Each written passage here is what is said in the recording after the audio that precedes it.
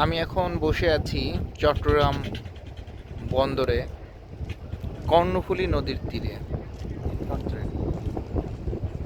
আর সামনে যেটা দেখতে পাচ্ছেন ওটা হলো কর্ণফুলী নদী এবং সমুদ্রের মোহনা।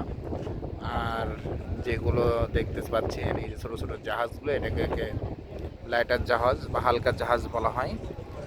আর ঠিক সোজা যেটা দেখতে পাচ্ছেন এটা হচ্ছে আমাদের কাফু, যেখান থেকে সার উৎপাদন করা হয়। তারপরে এইসব জাহাজে ওই সমুদ্র থেকে বড় জাহাজ থেকে মালামাল খালাস করে ছোট ছোট জাহাজে করে নিয়ে আসা হয়। নিয়ে আসার পরে এই চট্টগ্রাম বন্দরটা অ্যাকচুয়ালি আমরা বাইরে থেকে মনে করি সমুদ্র বন্দর, কিন্তু এটা কিন্তু আসলে সমুদ্র বন্দর না, এটা অ্যাকচুয়ালি নদী বন্দরের। কিন্তু পাশের সমুদ্র থেকে বড় জাহাজ ভেড়ানো হয় মাঝ গভীর সমুদ্রে, ওখান থেকে ছোট ছোট জাহাজে করে মালামালগুলো নিয়ে আসা হয়। নিয়ে আসার পরে এই যে দেখতেছেন যে জেটিগুলো দেখতেছেন, এই জেটিগুলো দিয়ে মালামালগুলো খালাস করে এই যে ওয়াগনের ভিতরে এগুলো রেখে রেখে দেওয়া হয়। পরবর্তীতে এগুলা ট্রেন এবং ট্রাকের মাধ্যমে দেশের বিভিন্ন প্রান্তে এগুলো ছড়িয়ে দেওয়া হয়। আর আমার সামনে যিনি বসে আছেন আমার সহকর্মী ভাই,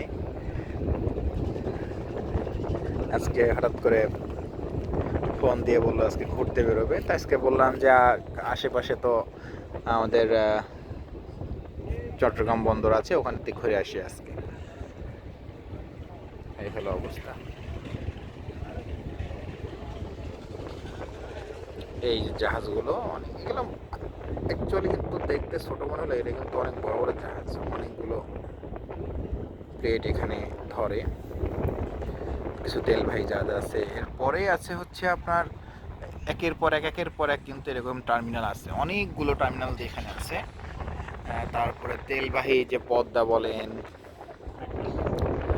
বা হচ্ছে যে আমাদের যে অয়েল কর্পোরেশনগুলো আছে, তাদেরও কিছু কিছু মেইন শাখা কিন্তু এখানে অবস্থিত। সব এই নদীর পাশ দিয়ে একটার পর একটা আছে।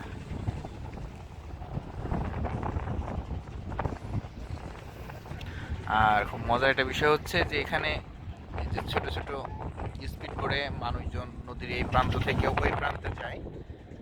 যেহেতু এখানে কোনো ব্রিজ নাই, আর ব্রিজ করা আসলে সম্ভব না, যে অনেক বড় বড় জাহাজ মাঝে মধ্যে আসে, সেখানে একটা ব্রিজ তৈরি করা তো অসম্ভব একটা বিষয়। এরকম বিভিন্ন ট্রলারে করে লোকজনগুলো নদী পারাপার হয়, এই পার থেকে ওই পারে যায়। এগুলোকে স্থানীয় ভাষায় ট্রলার বলা হয়।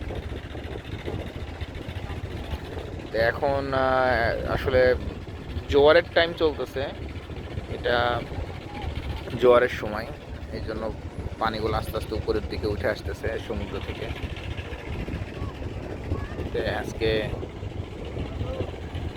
এই পর্যন্তই। আর আমি ক্যামেরার পেছনে আছি মোহাম্মদ মাহবুল হাসান। তো রাখি তাহলে, আসসালামু আলাইকুম।